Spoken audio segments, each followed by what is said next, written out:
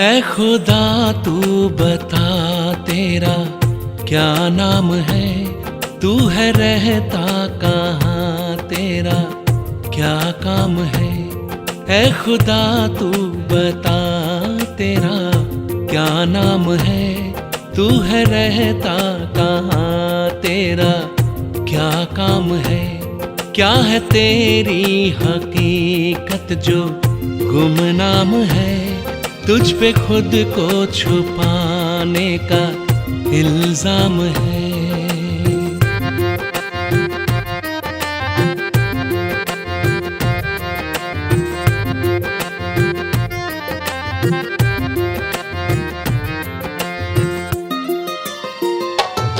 तूने दुनिया बनाई क्यों, मकसद बता। तूने दुनिया बनाई क्यों, मकसद बता। रूहें इसमें बसाई क्यों, मतलब जता। रूहें इसमें बसाई क्यों, मतलब जता। तेरे जलवों से रोशन ज़मीं आसमां, क्यों किसी को नजर तू ना आता यहाँ। तेरी पर्दा नशीनी का अंजाम है, ढूंढता आज भी तुझको इंसान है। ओम शांति। आज 10 दिसंबर 2021। बाबा कहते, मीठे बच्चे, देह अभिमान में आने से पाप होते हैं, इसलिए देही अभिमानी बनो। तुम्हारे मैनर्स बहुत अच्छे होने चाहिए, किसी को भी दुख नहीं देना है। प्रश्न है, 21 जन्मों की प्रारब्ध बनाने के लिए बाप कौन सी सहज युक्ति बताते हैं? उत्तर है, बच्चे, ये ईश्वरीय बैंक है, इसमें जितना जमा करेंगे उतना 21 जन्म प्रारब्ध पाएंगे। ईश्वरीय स्थापना के कार्य में सफल करने से ही जमा होगा, बाकी तो सबका देवाला निकलना ही है। ये है ही दुख धाम। अर्थक्वेक होगी, आग लगेगी, सबको घाटा पड़ना है। इसलिए कहते हैं, किनकी दबी रहेगी धूल में, किनकी राजा खाए। ओम शांति। बच्चों को अभी रचता और रचना के आदि मध्य अंत का नॉलेज तो बुद्धि में है। ये भी समझते हैं कि हम भारतवासी पहले पहले सतयुग में सतो प्रधान थे। ये याद बच्चों के लिए बहुत जरूरी है। हरदम याद की यात्रा में रहना, इसमें तो बड़ी मेहनत चाहिए, परंतु रचता और रचना का ज्ञान तो बुद्धि में होना चाहिए ना। हम सतयुग में देवी देवता थे, उसको स्वर्ग कहा जाता है। देवी देवताएं विश्व के मालिक थे, एक ही धर्म था। अक्षरों को भी पूरा समझना चाहिए। तुम बच्चे जानते हो, सतयुग आदि में ही हम सूर्यवंशी घराने में थे। रचता बाबा ने जो आदि मध्य अंत का ज्ञान सुनाया है, वह तो हर एक की बुद्धि में रहना चाहिए। ये कभी भूलना नहीं चाहिए, ये भी तुम जानते हो। हम पुनर्जन्म लेते लेते फिर त्रेता में आए हैं, तो 2 कला कम हो गई, सृष्टि भी पुरानी होती जाती। ये अच्छी रीति बुद्धि में रखना है। जितना तुम याद करते रहेंगे, उतना खुशी का पारा चढ़ा रहेगा। फिर त्रेता के अंत बाद आता है द्वापर। द्वापर शुरू होने से दूसरे धर्म स्थापन होते हैं। और हम उतरते उतरते भक्ति मार्ग में आते। ऐसे नहीं कहेंगे कि उस समय और धर्म भी भक्ति मार्ग में है, नहीं। ये कहानी सारी तुम भारतवासियों के लिए है। भल रावण राज्य है, परंतु उन्हों के लिए रावण राज्य नहीं कहेंगे। वह आते अपने समय पर सतो प्रधान, सतो रजो तमो में आते हैं। धर्मों की स्थापना होती, फिर वृद्धि को पाते जाते हैं, फिर गिरते भी रहते। चक्र तो ये फिरना ही है। इस समय तुम ये जानते हो, द्वापर के बाद भक्ति मार्ग शुरू हुआ और भी धर्म स्थापन हुए। बाबा कहते अभी तुम जानते हो ये बात। अभी तो है कलयुग तमो प्रधान दुनिया। सृष्टि पुरानी होने के कारण सब तमो प्रधान हो गए हैं। अब ये ज्ञान तुम बच्चे ही जानते हो। ये है सहज ते सहज बात, जो बच्चा भी याद कर ले, परंतु वह याद करेंगे तो ते मुआफिक। तुम बच्चों को तो भाषना आती है, उस अनुसार तुम समझाएंगे। तुम जानते हो सारा झाड़ जड़जड़ी भूत अवस्था को पाया हुआ है। पहले पहले जो आदि सनातन देवी देवता धर्म था, उनका फाउंडेशन अब है नहीं। भल है भी तो वह अपने को हिंदू कहलाते हैं। इसलिए कहा जाता है देवी देवता धर्म है नहीं, प्रायलोप है। सब पतित बन गए। इसलिए अपने को कोई भी देवता नहीं कहलाते। ना वह धर्म है और ना वह कर्म है। तो बाबा कहते सतयुग में तो सबका कर्म अकर्म हो जाता। यहाँ तो मनुष्य जो कर्म करते वह विकर्म बन जाता है। तमो प्रधान होने के कारण अपने को देवता कोई कहलाते नहीं। ड्रामा प्लान अनुसार ये भी नूंद है। बाबा कहते तमो प्रधान होने के कारण देवता कहला नहीं सकते।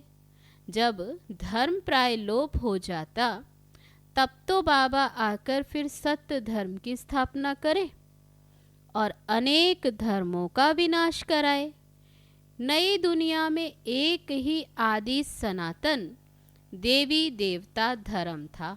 अब शिव बाबा आकर फिर से ब्रह्मा द्वारा देवी देवता धर्म की स्थापना करते हैं। तुम हो मुखवंशावली ब्राह्मण। क्राइस्ट द्वारा जो क्रिश्चियन बने, उन्हें भी मुखवंशावली कहेंगे। बच्चे तो नहीं थे ना। वैसे तुम भी ब्रह्मा द्वारा ब्राह्मण बने हो। असल में तुम हो शिव बाबा के बच्चे। इस समय तुम ब्रह्मा द्वारा ब्राह्मण बने हो। शिव बाबा खुद इन द्वारा देवी देवता धर्म की स्थापना करते हैं, क्योंकि उनको ही सारी पुरानी दुनिया का विनाश भी कराना है। वह विनाश का कार्य और कोई करते नहीं। वह तो आकर अपना अपना धर्म स्थापन करते, फिर वह धर्म वृद्धि को पाता है। अभी है ही तमो प्रधान दुनिया, कलयुग का अंत।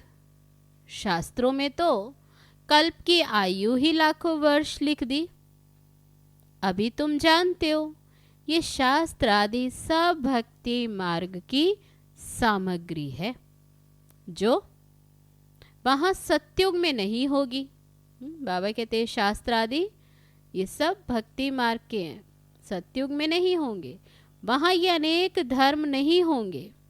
ये इस्लामी, क्रिश्चियन आदि सब धर्म द्वापर में स्थापन होते। फिर हर एक ने अपना अपना शास्त्र बैठ बनाया। अभी सारी सृष्टि है पतित, इसलिए पतित पावन बाप को सब बुलाते हैं कि आकर हमारा दुख हरो और सुख दो। वह भी कहते हैं हमारा गाइड बन, हमको घर ले चलो। गाइड तो सबका होता है ना। तुम अभी कॉन्ट्रास्ट को समझ गए हो। बाबा कहते अभी तुम इसका कॉन्ट्रास्ट को समझ गए। वे पंडे तीर्थ यात्रा पर धक्के खिलाते और तुम हो रूहानी पंडे। बाबा कहते वह भी पंडे और तुम भी पंडे, लेकिन दोनों में कितना अंतर। पांडव संप्रदाय शिव बाबा के बच्चे भी पांडे हैं। बाप रूहानी यात्रा सिखलाते। हे आत्मा, तुम अपने बाप को याद करें और घर को याद करो। वह तो तीर्थ यात्राओं पर दूर दूर ले जाते, तो बाबा कहते वह है जिस्मानी यात्रा और ये है रूहानी यात्रा। तो दोनों में कितना कंट्रास्ट है। तो बाबा कहते हे आत्मा, तुम अपने बाप को याद करो और घर को याद करो। कितनी सहज यात्रा। बाबा को याद करने से तुम घर पहुंच जाएंगे। याद नहीं करेंगे तो बाबा कहते पाप नहीं कटेंगे। भले तो सबको जाऊंगा, परंतु सजा खाकर हिसाब किताब चुकतू करेंगे, अथवा योग बल से चुकतू तो जरूर करना है। तब बाबा कहते जाएंगे तो हिसाब किताब चुकतू करके पावन बनकर ही जाएंगे। तब बाबा कहते या तो याद से और नहीं तो फिर सजा खा के हिसाब किताब चुकतू करना पड़ेगा। तुम जानते हो अभी हम जमा कर रहे हैं, तो जितना पवित्र बन जास्ती कमाई करेंगे उतना जमा होता जाएगा। बाबा कहते पुरुषार्थ नहीं करेंगे तो कुछ भी जमा नहीं होगा, घाटा पड़ जाएगा। तुम जानते हो आधा कल्प हम घाटा पाते ही आए हैं। अभी तो बिल्कुल देवाला हो गया, हर बात में देवाला। कितना घाटा। अभी बच्चों को 21 जन्मों के लिए जमा करना है, उसके लिए मुख्य है याद की यात्रा। तो ये तो सदैव स्मृति में रखो। जब भी फुर्सत मिले तो इस स्मृति में रहो। बाबा ज्ञान का सागर है।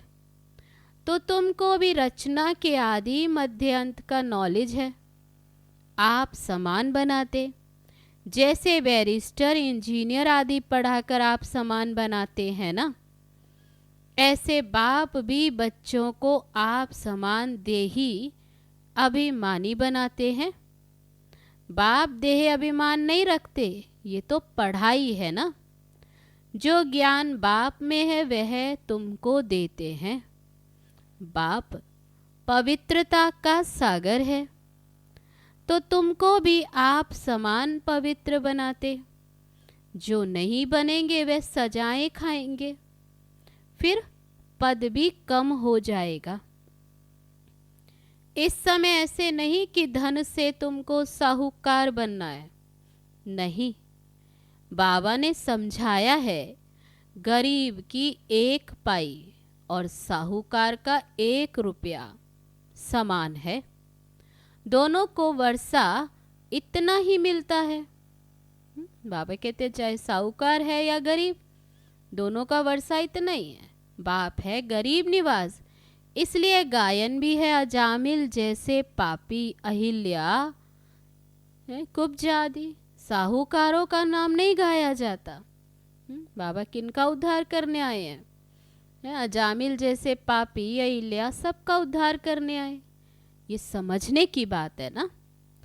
तुम कहेंगे हम पहले पहले सबसे साहूकार थे, फिर यहाँ ज्ञान भी नंबर वार उठाएंगे तो वहाँ पद भी बाबा कहते फिर नंबर वार पाएंगे। माँ बाप को फॉलो करना है, जैसे बाबा पुरुषार्थ कर ऊंच पद पाते, मम्मा बाबा भी सर्विस करते हैं ना। तुम्हारी ये है रूहानी सेवा। बाबा कहते घर घर में संदेश पहुंचाना है। जो फिर कोई ऐसा ना कहे कि हमको तो बाबा के आने का संदेश ही नहीं मिला। मिला तो याद कैसे करें फिर? बाबा कहते ऐसे कोई उलाना ना दे कि हमें तो बाबा का आने का संदेश ही नहीं मिला, तो इसलिए फिर क्या कहते, फिर याद कैसे करें। ऐसे कुछ कहानियां भी शास्त्रों में है कि भगवान को भी उलाना दिया, इसलिए सबको ये मालूम पड़ना चाहिए, सबको ये संदेश मिल जाना चाहिए कि बाबा आ चुके, टाइम बहुत थोड़ा है। बाबा कहते दिन प्रतिदिन प्रदर्शनी मेले आदि की भी धूम मचती रहती। अब विलायत के अखबारों में भी पढ़ता, शुरू में जब ये भट्टी बनी थी, ग्रुप बना, विलायत तक अखबार में नाम गया।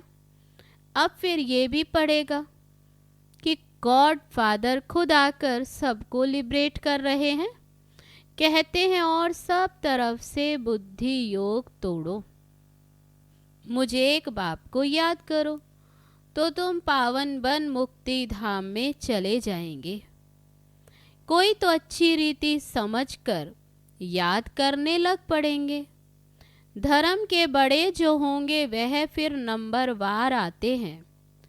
सभी धर्मों का झाड़ निराकारी दुनिया से यहाँ आकर वृद्धि को पाता है, फिर पतित दुनिया से चले जाएंगे निराकारी पावन दुनिया में। फिर हर एक अपने अपने समय पर धर्म स्थापन करने आएंगे। ये बुद्धि में रहना चाहिए। सतयुग में फिर एक ही धर्म था, फिर वृद्धि होते होते फिर अनेक धर्म अनेक मत हो जाती। बाबा कहते तुम जानते हो ये भारत अविनाशी खंड है, इसमें प्रलय कब होगी नहीं। इन बातों को सिमरण करते रहो, ये तुम्हारी ईश्वरीय मिशन है। सेंटर्स खुलते जाते, अब विनाश भी सामने खड़ा है। इन आंखों से तुम जो कुछ भी देखते वह सतयुग में कुछ भी नहीं रहेगा, जंगल हो जाएगा। आबू थोड़े सतयुग में होगा, दरकार ही नहीं। ये मंदिर आदि सब बाद में भक्ति मार्ग में बनेंगे। कितनी ऊंची पहाड़ियों पर जाए मंदिर बनाते, फिर ठंडी में बंद कर नीचे उतर आते। तुम तो पहाड़ी पर बैठे हो, अंत में सब पहाड़ी पर ही साक्षात्कार होंगे। माउंट आबू, बाबा कहते हैं मधुबन कहाँ, पहाड़ी पर है। तो बाबा कहते हैं अंत में सबको पहाड़ी पर ही साक्षात्कार होंगे। बाबा बतलाते हैं मुझे भी जब साक्षात्कार हुआ था तो मैं पहाड़ी पर था, अब भी पहाड़ी पर आकर अनायास ही फिर बैठे हैं। यहाँ बैठे बैठे तुम सब कुछ सुनेंगे और देखेंगे। यहाँ बैठे साक्षात्कार हो सकता कि कैसे आग लगती, क्या क्या होता है। रेडियो से, अखबारों से सब कुछ तुम सुनेंगे, टीवी में भी तुम देख सकते हो। आगे चलकर ऐसी ऐसी चीजें निकलेंगी जो घर बैठे सब दिखाई पड़ेगा। रेडियो में कहाँ कहाँ का आवाज सुनाई पड़ता है। बाबा कहते सब है माया का पंप। तब मनुष्य समझते ये तो स्वर्ग है। अब स्वर्ग तो तब हो सकता जब विनाश हो, वहां मीठे पानी पर महल होंगे, कहाँ पहाड़ियों पर जाने की दरकार नहीं। बाबा कहते वहां सदैव बाहरी मौसम रहता, आज गर्मी आज ठंडी, ऐसा नहीं, सब में दुख है। फिर कभी गर्मी जास्ती कभी ठंडी ज़्यादा। तो बाबा कहते स्वर्ग में तो दुख का नाम ही नहीं होगा, वहाँ सदैव बाहरी मौसम। तुम ऐसी जगह चलते हो, ये बुद्धि में है कि हमको ये शरीर छोड़ जाना है अब बाबा के पास। अब हम बाबा द्वारा राजयोग सीख रहे हैं, 5000 वर्ष पहले भी सीखा था। कहते हैं बाबा आप तो वही हो। बाबा जानते हैं जिन्होंने कल्प पहले राज्य भाग्य पाया होगा वे अब भी लेंगे। ये चक्र बुद्धि में होना चाहिए। बरोबर 5000 वर्ष पहले भारत में देवी देवताओं का राज्य था। फिर आधा समय के बाद माया की प्रवेशता हुई। फिर और धर्म आए। फिर भक्ति मार्ग शुरू हुआ, अर्थात रावण राज्य शुरू हुआ। ये चित्रों पर साफ समझा सकते हो। ये भारत की ही कहानी है कि सतो प्रधान से तमो प्रधान कैसे बनते। फिर जब विनाश का समय होता तो सब विनाश काले विपरीत बुद्धि हो जाते। मेले प्रदर्शनी में बड़ी युक्ति से चित्र रखने चाहिए।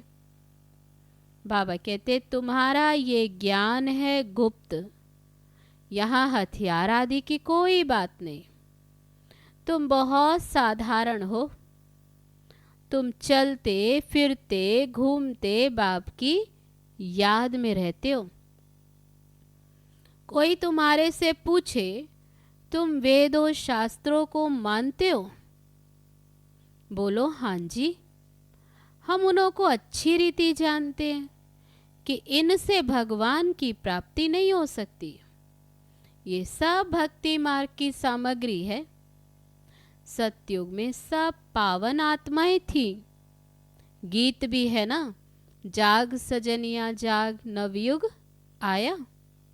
तो नई दुनिया में सब कुछ नया होगा।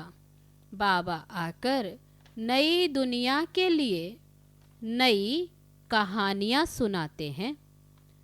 सीनरियाँ सब नई होंगी। नई दुनिया में सब कुछ नया।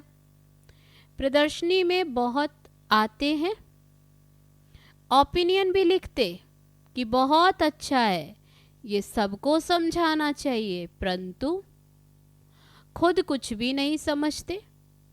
कोर्टों में कोई ही मुश्किल निकलते हैं, परंतु सर्विस तो होनी है, ढेर प्रजा बनेगी। तुम बच्चे इस ज्ञान का सिमरण करते रहो तो बहुत खुशी रहेगी। बाबा कहते सर्विस तो होनी है, ढेर प्रजा बननी है, तुम्हें क्या करना है? तुम ज्ञान का सिमरण करते रहो तो बाबा कहते बहुत खुशी रहेगी। ये दुनिया ही दुख की है। घाटा पड़ा, देवाला निकला, अर्थक्वेक होगी, सबके पैसे खत्म हो जाएंगे। तब कहते हैं किनकी दबी रही धूल में किनकी राजा खाए, सफल किसकी होगी? तब बाबा पूछते हैं सफल किसकी होगी? जो ईश्वरीय स्थापना के कार्य में लगा रहे हैं। ये है ईश्वरीय बैंक, जो इसमें जितना डाले उतना जमा होता। जितना जिसने कल्प पहले डाला होगा वह इतना ही शिव बाबा की गुल्लक में डालेंगे। इसका रिटर्न फिर नई दुनिया में 21 जन्मों के लिए मिलेगा। भक्ति मार्ग में शिव बाबा की गुल्लक में डालते हैं तो अल्पकाल क्षण भंगुर सुख मिलता। यहाँ तो डायरेक्ट शिव बाबा स्वर्ग की स्थापना कर रहे हैं तो 21 जन्मों के लिए मिलेगा। भक्ति मार्ग में अल्पकाल का सुख नरक में मिलता है। फिर मैनर्स भी तो अच्छे चाहिए, किसको भी दुख नहीं देना चाहिए, नहीं तो फिर नाम बदनाम कर देंगे। कभी क्रोध नहीं करना चाहिए, देह अभिमान में आने से ही पाप होते हैं। बाबा के बने हो तो कहते हो बाबा ये तो सब कुछ आपका है, तो सच्ची दिल पर साहिब राजी होगा। दिल में कोई खोट नहीं होनी चाहिए।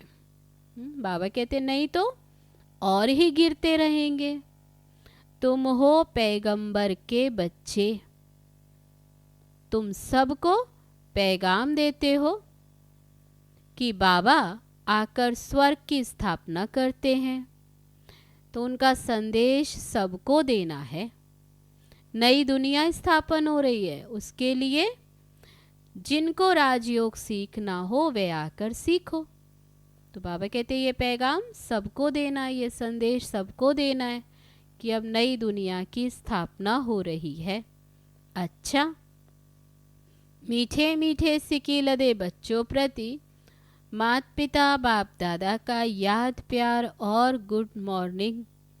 रूहानी बाप की रूहानी बच्चों को नमस्ते। हम रूहानी बच्चों की रूहानी बाप दादा को नमस्ते नमस्ते। ओम शांति। अब है धारणा के लिए मुख्य सार।